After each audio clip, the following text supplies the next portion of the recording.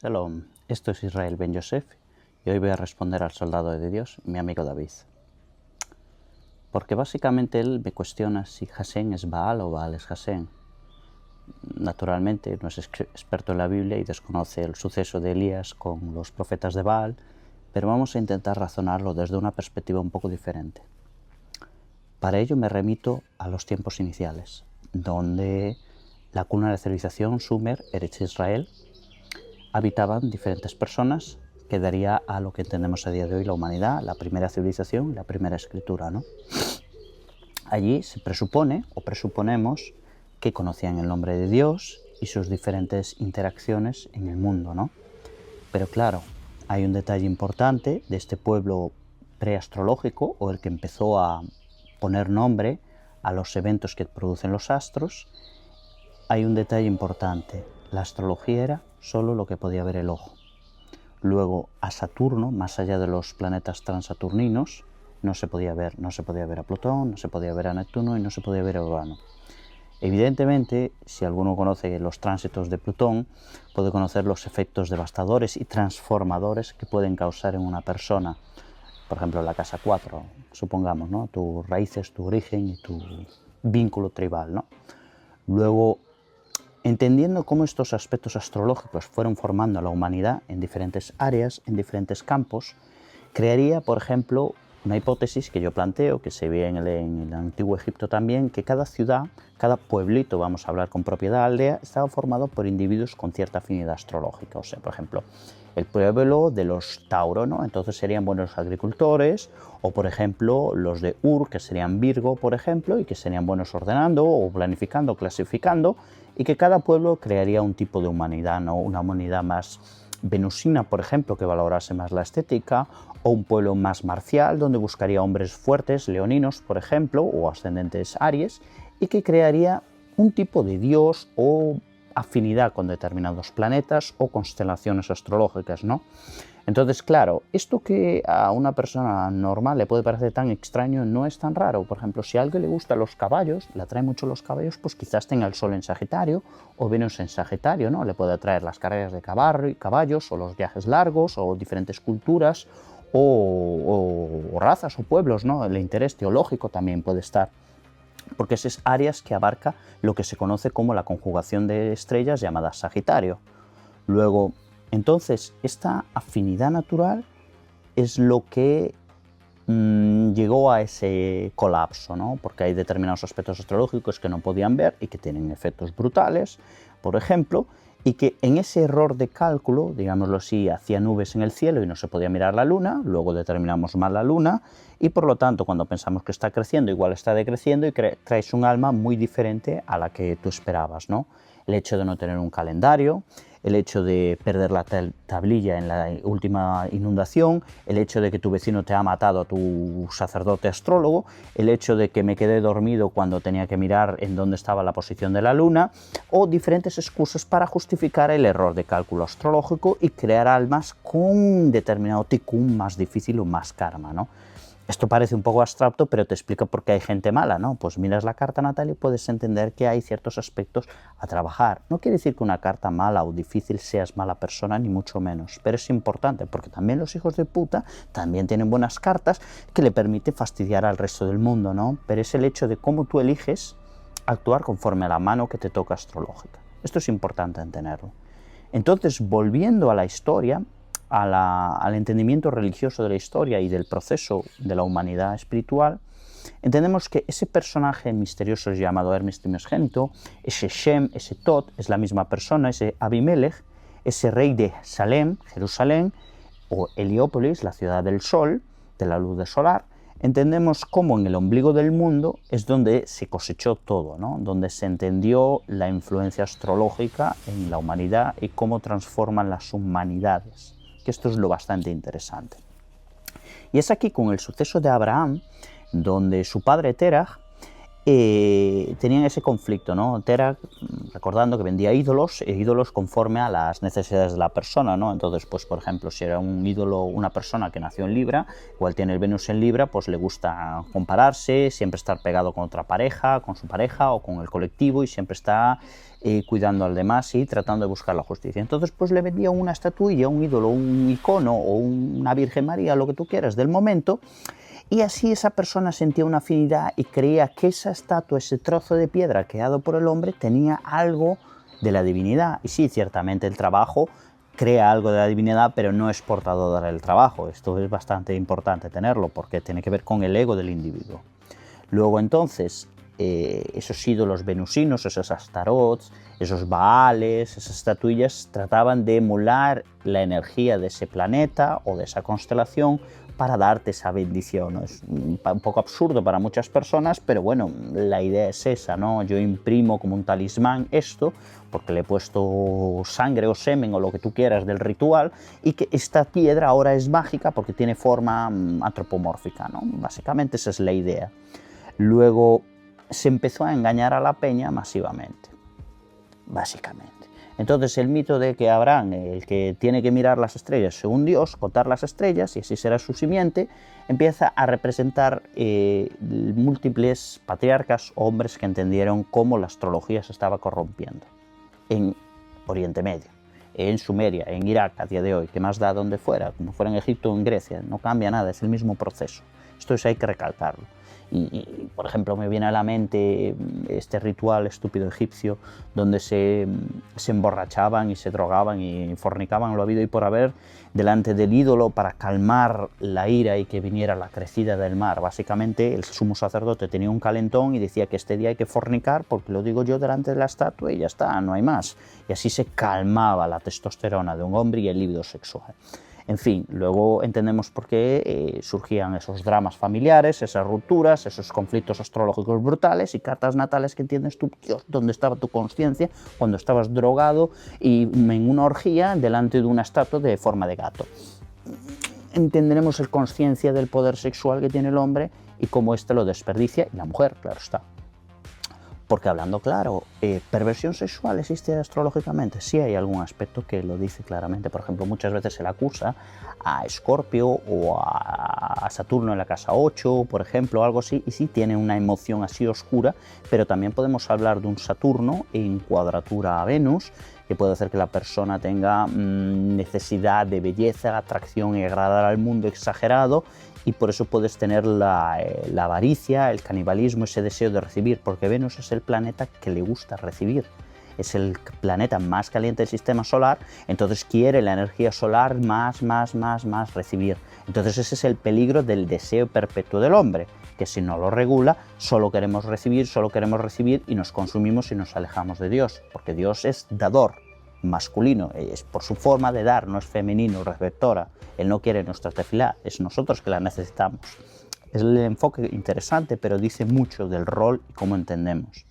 Entonces, claro, cuando una persona tiene un aspecto de Saturno, por ejemplo, o de Venus cuadratura al Sol, hace que esa persona, su forma de vincularse a los demás no es equilibrada ni justa. Entonces tiene que trabajar con ese ticún, ese reto astrológico que le marca la raya roja. Bueno, tienes esa casilla para retocar. Tienes toda una vida para rectificarlo y llevarla bien. Luego, si entendemos que este deseo peligroso y la afinidad astrológica es lo que hizo que hubiera múltiples dispersiones de los pueblos, ¿no?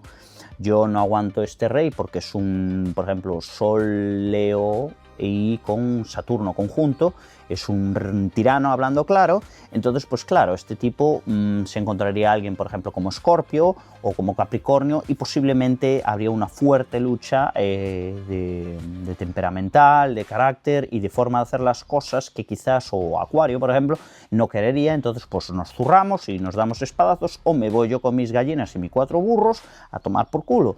Entonces, claro, entendemos cómo empezó a dispersarse estas identidades, ¿no? Yo he hecho una especie de análisis con el ChatGPT explicando cómo un grupo de sumos sacerdotes con 8 mujeres o algo así, o 16, para obtener el punto óptimo de cómo se crearía una casta astrológica endogámica durante muchos tiempos, ¿no? Y esto es muy interesante porque podrías verlo aplicado en la civilización inca o los aztecas, ¿no? Cómo pudiera venir alguien de ese origen hasta allí, cuántas generaciones y demás, calculado. Fue muy interesante, la verdad. Ahora no recuerdo, que hace mucho tiempo que lo hice, pero más o menos eran 250 años, ¿no? Entonces estos astrólogos, magos, sacerdotes se iban a Siberia, o se iban a Kazajistán, o se iban a la India, o se iban al norte de África, donde fuera, y podrían resistir durante mucho tiempo, aún integrando poblaciones no origen de Oriente Medio. Esto es interesante porque está claro que hubo cierto cambio de las poblaciones a lo largo del tiempo. Véase América, que no era un continente blanco y ahora pues más o menos lo es, o Eurasia, que antes era un continente más blanco y a día de hoy es más asiático, véase o Afganistán, por ejemplo. Bueno, entonces, entendiendo cómo este proceso de conflictos astrológicos individuales y afinidades individuales astrológicas de que, me gusta Aries, como los espartanos celebran una festividad para tener un espartano Aries, y entiendes por qué su cultura es marcial y que cuando se encontraban una edificación, o sea, un muro, no sabían qué hacer. Entonces, claro, entiendes por qué ese temperamento de la cultura y la identidad espartana. Me están notificaciones. Quietitos, ahora toca trabajar. Bien. Entonces podemos entender cómo diferentes pueblos podían conocer al nombre inefable, conocer al mismo Dios, pero no quiere decir que compartieran la cosmovisión judía. Esto es importante marcarlo. Podríamos compartir dioses, pero no compartimos el conjunto, el entendimiento. Quiere decir, por ejemplo, Roma elogiaba mucho por Júpiter y alzaban el brazo en alto, y evidentemente, porque Júpiter es un planeta muy generoso, muy expansivo y muy imperialista, entonces te da grandes bendiciones comparado a Saturno, que es un poco más pesado y caníbal, pero podemos entender cómo es Saturno, Baal de otros pueblos, entendían que buscaban el conocimiento y el entendimiento, porque Saturno no solo es el viejo malo caníbal, sino que es un planeta muy generoso cuando te portas bien. Cuando eres capaz de hacer los deberes que se te exige, te es capaz de premiar mucho. Y ese es el reto que exige el don Saturno, ¿no? O, por ejemplo, los griegos con Mercurio, Hermes, en el cual la palabra era muy importante, la filosofía, el debate y la cosmovisión, pues posiblemente los griegos serían más común, por ejemplo, Géminis, sería un signo más común, o por ejemplo Virgo o Piscis pudieran ser, ¿no? El Homero y todo esto cuadra mucho con el carácter pisciano, ¿no? Emocional, sensible, pero también el griego guerrero, ¿no? Ariano, por ejemplo, también de Aries. O sea, cuadra muy bien cómo sería la civilización griega, pero si nos damos cuenta, los propios griegos ya vemos una distorsión en la rueda zodiacal, aparece Orión, aparece diferentes musas. Yo no soy experto en mitología griega, pero entendemos cómo se va perdiendo un poco el origen semítico o de Oriente Próximo, ¿no? Entendemos cómo la raíz astrológica se va distorsionando y llegando cada vez al más punto absurdo, ¿no?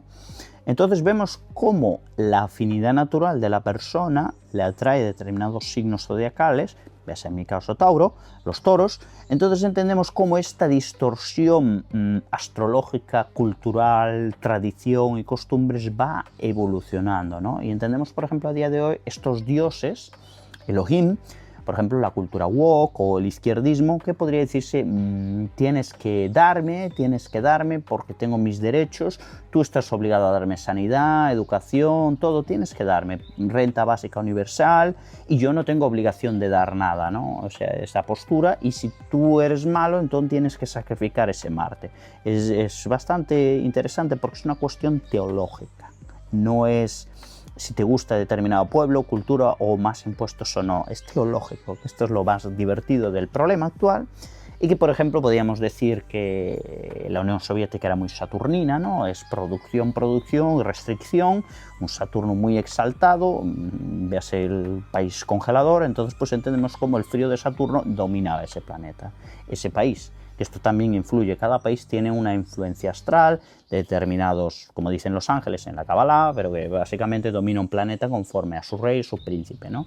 Si a día de hoy tenemos un presidente Acuario, pues dominará un Saturno liberal, permisivo, en el cual todo vale mientras esté cambiándose, ¿no? Sería la forma de entenderlo acuariano, y que ese cambio permite la libertad, pero no siempre, a veces Acuario se equivoca, no solo los leones son tiranos, sino también los acuarios.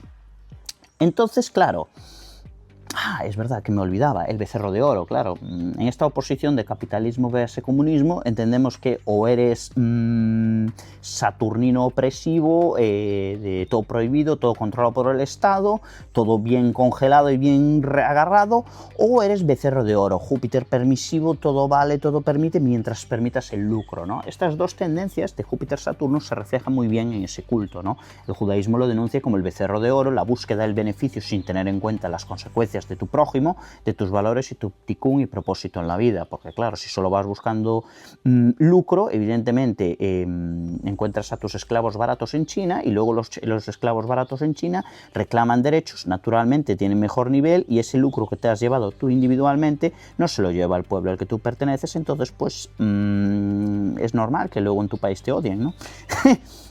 Son cosas de la globalización y todo esto que sí tiene que ver mucho con la ideología o creencias de las personas. Porque, ¿qué Dios domina? Esta es la clave, David. ¿Cuál es el Dios que domina?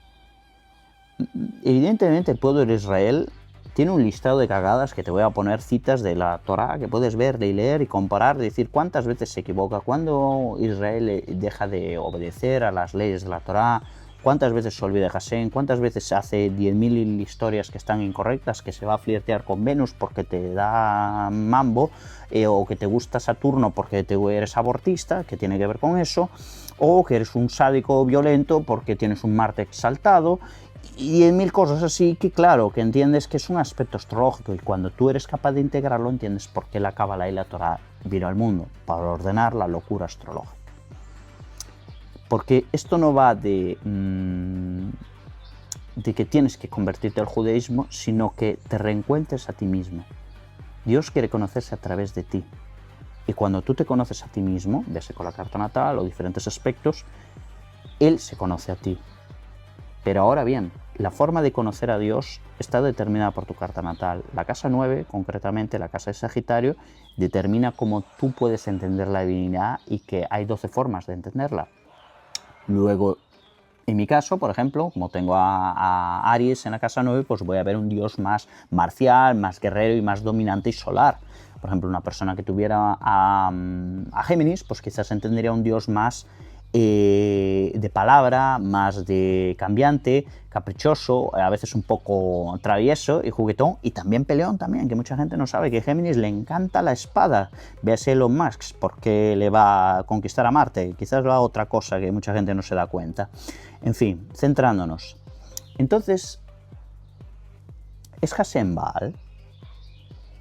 Si entendemos que el pueblo de Israel falla constantemente, incumple las leyes, se busca otras esposas que no comparten el mismo Dios, entendemos que este pueblo travieso a veces no hace lo correcto. Ok, ¿quiere decir que es peor o mejor que otros pueblos? No, pero es uno que se molestó en educar al resto del mundo en que cumple unas leyes, que han olvidado, las leyes noágidas. Y por eso cabe volver a recordarlas porque sin ella no hay civilización. Esto hay que insistir claramente, no es que te conviertas al judaísmo, es que tienes que convertirse al noajismo. Es que estamos muy mal para llegar a la Z, hay que pasar por el ABC antes.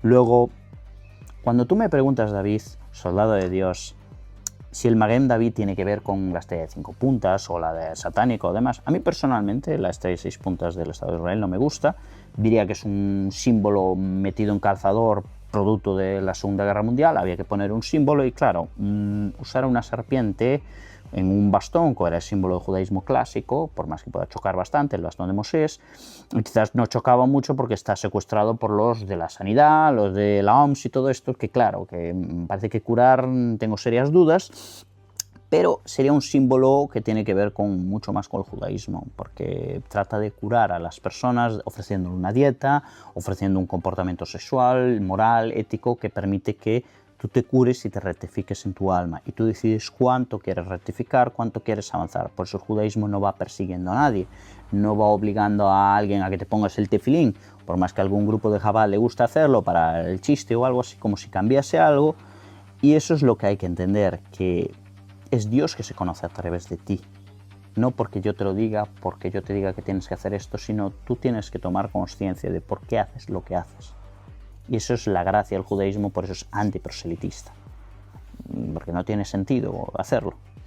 Y ahora bien, volviendo a tu pregunta, ¿es Hashem Baal? Si Baal entendemos como ese dios saturnino, te puedo decir que Don Saturno sí tiene un protagonismo bastante importante del judaísmo.